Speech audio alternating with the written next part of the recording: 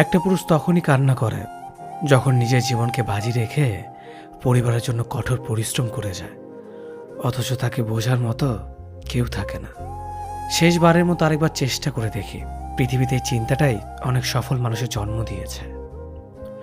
অভাব আর অভিযোগ এমন একটা জিনিস যা অন্যের কাছে না বলাটাই ভালো। কারো কাছে অসহ্য হয়ে ওঠার থেকে হারিয়ে যাওয়া অনেক ভালো।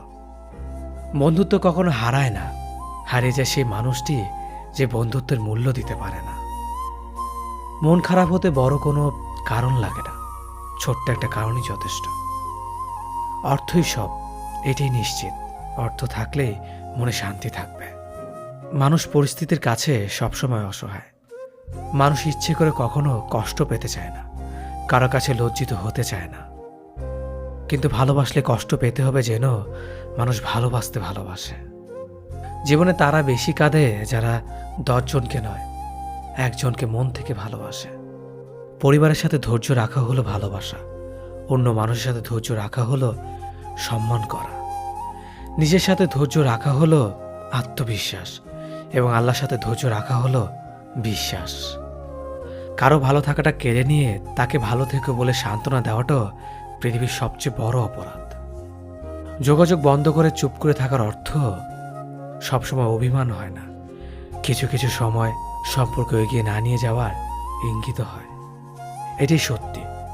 আজকাল মিথ্যে কথার চেয়ে সত্যি কথা বললে সম্পর্ক নষ্ট হয় বেশি। বিশ্বাস ছাড়া কোনো সম্পর্ক বেশি দিন যায় না, হোক না সেটা বন্ধুত্ব কিংবা ভালোবাসা। তুলসী পাতা না হয়ে তামাক পাতা হও, যাতে যে তোমাকে পুরাবে সেও নিজেও মরবে। আজকে দিনে ভদ্রতার কোনো মূল্য নেই, কারণ ভদ্রলোককে সবাই দুর্বল মনে করে। প্রতিশোধ নেওয়ার চেয়ে রাস্তা বদলে ফেলা অনেক ভালো, কারণ প্রতিশোধ নেওয়ার আনন্দ থাকে একদিন, কিন্তু নিজেকে বদলে ফেলার আনন্দ থাকে সারা জীবন। পরিচিত হওয়ার সময় একরকম, আর পূর্ণ হয়ে গেলে আরেক রকম। অযোগ্যকে যোগ্য বানানো সম্ভব, কিন্তু বিশ্বাসঘাতককে বিশ্বস্ত বানানো কঠিন। অবহেলা কতটা ভয়ঙ্কর সেটা কেবলমাত্র সেই বোঝে যে প্রিয় মানুষগুলোর কাছে অবহেলিত। লোকে কি ভাবলো কি বলল তা ভেবে কিছু করা উচিত নয়। যেখানে অভিমান বলতে কিছু নেই সেখানে রাগ দেখানো আর অভিমান করাটা হলো বোকামি। একটা মেয়ের জীবনের সবচেয়ে বড় পাওয়া হলো একজন কেয়ারিং হাজব্যান্ড। তোমার দুর্বল জায়গাটা যেন যারা খোঁচা দিয়ে কথা বলে তারা তোমার শুভাকাঙ্ক্ষী নয়। যার কাছে তুমি যত বেশি আশা করবে সেই তোমায় কষ্ট দেবে